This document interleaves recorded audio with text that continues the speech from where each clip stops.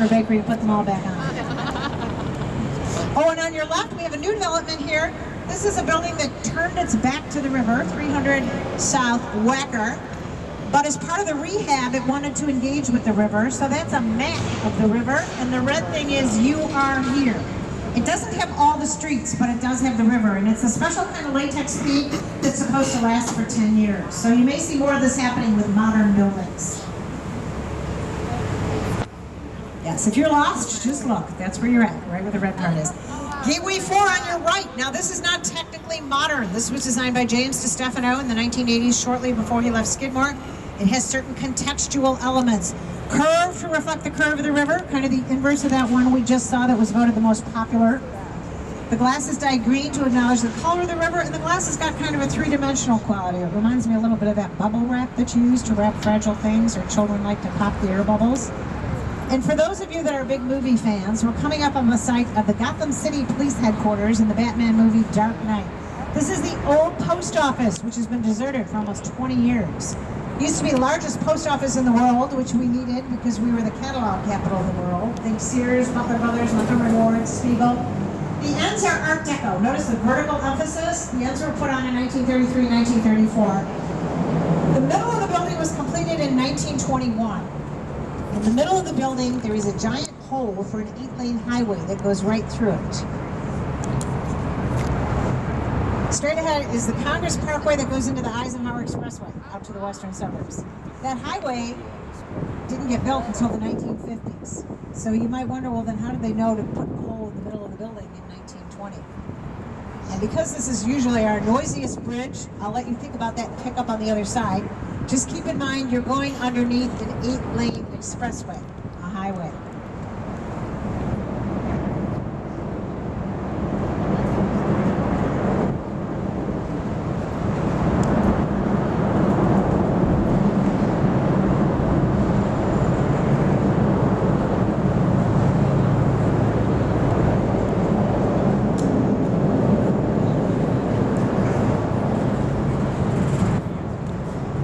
And the reason they knew to do that was Daniel Burnham's 1909 plan of Chicago. He envisioned the population expanding to the west.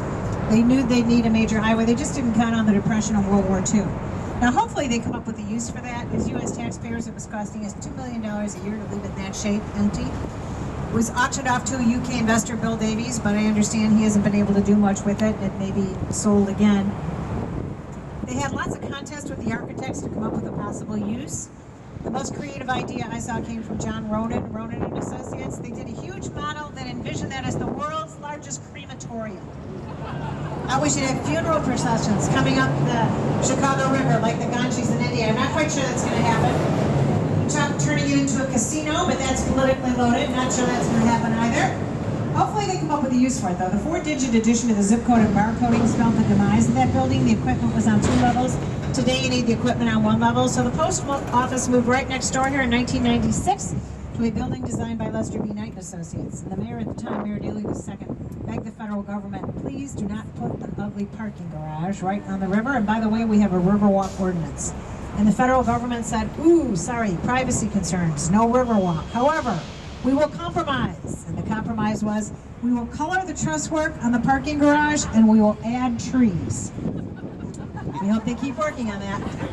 And on your left, this is probably what it looked like when Marquette and Joliet came through, because no one's paying to keep up those trees. Behind that, the South Loop in Dearborn Park used to be the printing and publishing capital of the world until that moved out to the suburbs offshore.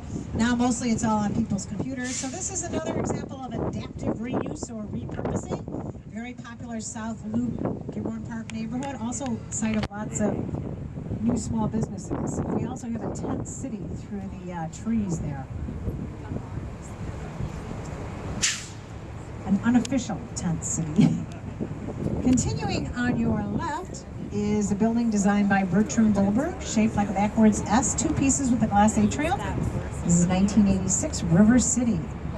Bertram Goldberg is sometimes called Mr. Curve or Mr. Circle. He studied with Mies at the Bauhaus, was very instrumental in bringing Mies from Germany to Chicago in 1939, but he broke with Mies. He said there are no right angles in nature. So he starts designing with curves and Mies never speaks to him again. Less is more maybe, unless we're talking about ego.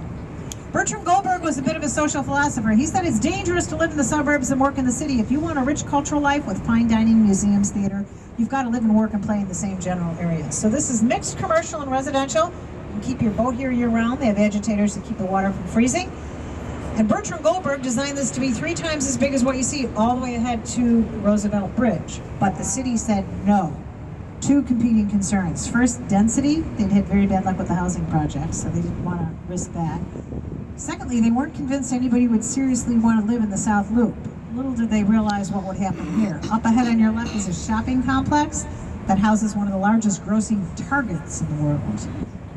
Gross, not net. And on your right, in the distance, is a short brown building with an orange wall. The structure's not important, the location is. It's the Fire Academy on DeKoven Street, but it was formerly the site of Mrs. O'Leary's barn. In October 1871, her cow Daisy allegedly kicked over a kerosene lamp and started the Great Chicago Fire. City Hall exonerated Daisy and Mrs. O'Leary in 1997, but it was a little late. The damage had been done. It may have been Daniel Pegleg O'Sullivan who was drinking and playing cards in the barn. He reported the fire. We'll never know for sure. All we know for sure is the fire came right down to where we are now. The locals hoped the river would stop it. No such luck. Jumps right over the river, goes a half-mile east to Lake Michigan, a half-mile south. This was mostly railroad tracks. Now, if we kept going this way for 3 days and went through a lot of locks, where do you think we'd be? St. Louis. This is the way that the river flows today, south. That's a former coal burning plant on the right. It's been converted to electrical use. 1930, Grain, Anderson, Probst, and White. We still use that to keep ice from freezing on the train tracks. But back to the fire. Half-mile east, half-mile south, half-mile east, 3.5 miles north to Fullerton. 3 days later, the entire city is burned down. 300 people are dead. 1/3 of the population, approximately 100,000 people, were homeless. However, unlike Hurricane Katrina, Chicago had been established as a hub. So private money flocked in here. Architects came from all over the world. Within 10 years, we had the entire city rebuilt. Only this time we said, no wood frame construction in the loop. Now we're turning around on the South Branch. Get a nice photo op looking north. You can see Willis Tower muscling its way up on the skyline. For those of you with really good eyesight, look at the 103rd floor on the west side. You might be able to make out the sky ledges, those glass boxes that stick out 5 feet.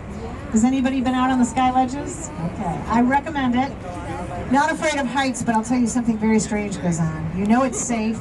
You go to put your foot out and look down, and even though your mind tells you it's safe, your body goes no way. Your stomach clenches up and you can't move. So here's what I recommend. Don't look down until you get out there. Look straight ahead, keep walking, and then look down. My brother likes to say we're hardwired to know that's a really bad idea, and if we weren't hardwired that way, we wouldn't live long enough to reproduce. So remind me when we get underneath them. I'll point them out again. I think they're still the tallest sky ledges in the world. Willis Tower was designed by Fazlur Khan and Bruce Graham, Skidmore, Owings, Merrill, in 1974. Fazlur Khan came here from what was then India. Today it's Bangladesh.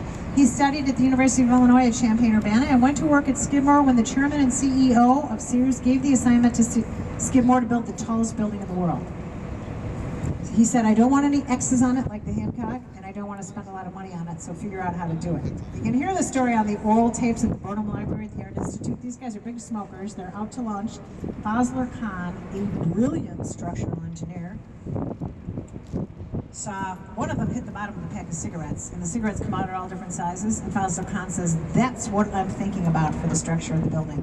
What you have there is bundled tube construction. 9 square tubes, each 75 feet square, like a tic-tac-toe board. 2 of them go to the 50th floor, 2 to the 66th, 3 to the 90th, 2 to 110.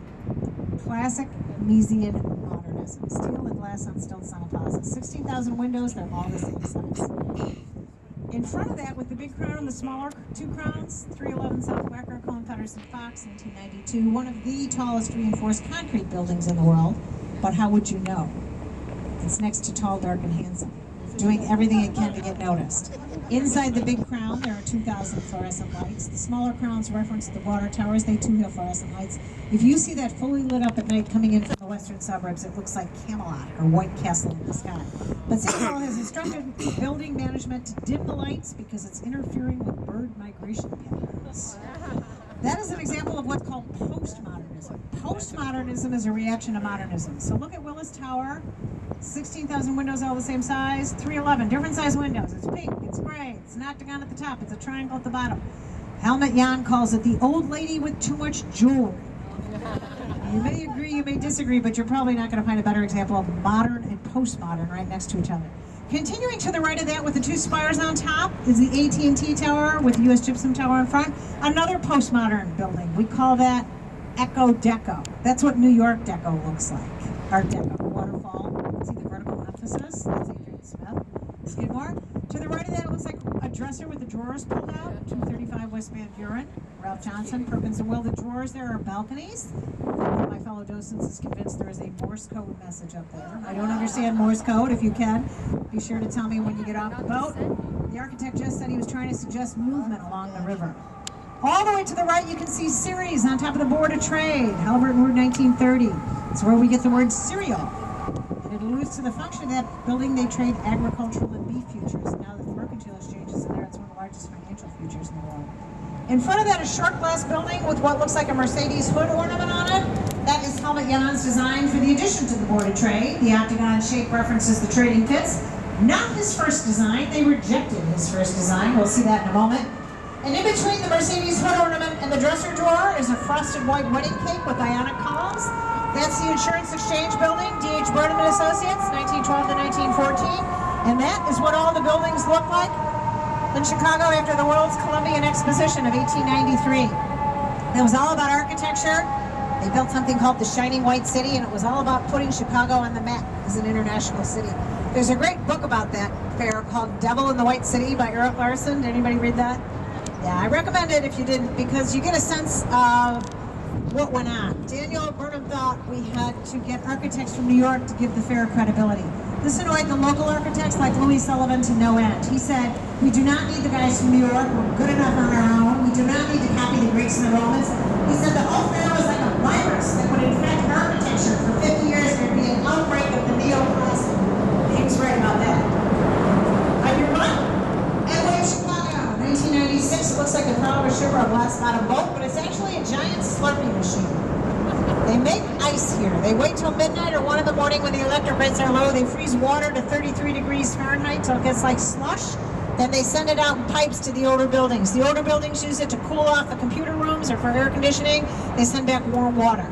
Very clean technology. There are no fluorocarbons. It can be very cost efficient if the older buildings don't have to retrofit their HVAC systems. We have about 5 of those in the loop, but that's one of the better looking ones. And this is the base of the building Helmut Jan called the old lady with too much jewelry, with the pink and the gray here. One of our docents was at City Hall when this was being discussed. City Hall wanted a public park here. The developer, John Buck, wanted rental real estate. And since politics is the art of the possible, and the economy wasn't doing too well, they had a compromise. The compromise was winter garden. You go in the lobby there, you'll see palm trees.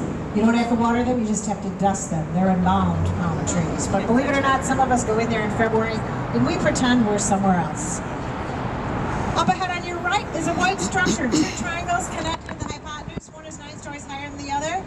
200 South Wacker by Harry Weiss, Mr. Triangle. Very difficult site, but he managed to maximize views of the river, maximize rental real estate. You can be the most brilliant architect in the world, but if you don't find a way for the buildings to pay for themselves, or you don't hit the right part of the economic cycle, they don't get built.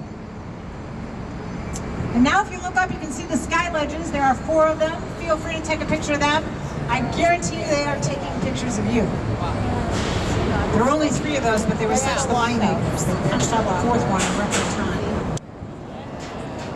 You didn't see it on that side of the bridge, you can see it on the other side. If you go up there at night, the expressways look like snakes, and you can put jumping backwards, like you're in the Marines, flying through the sky.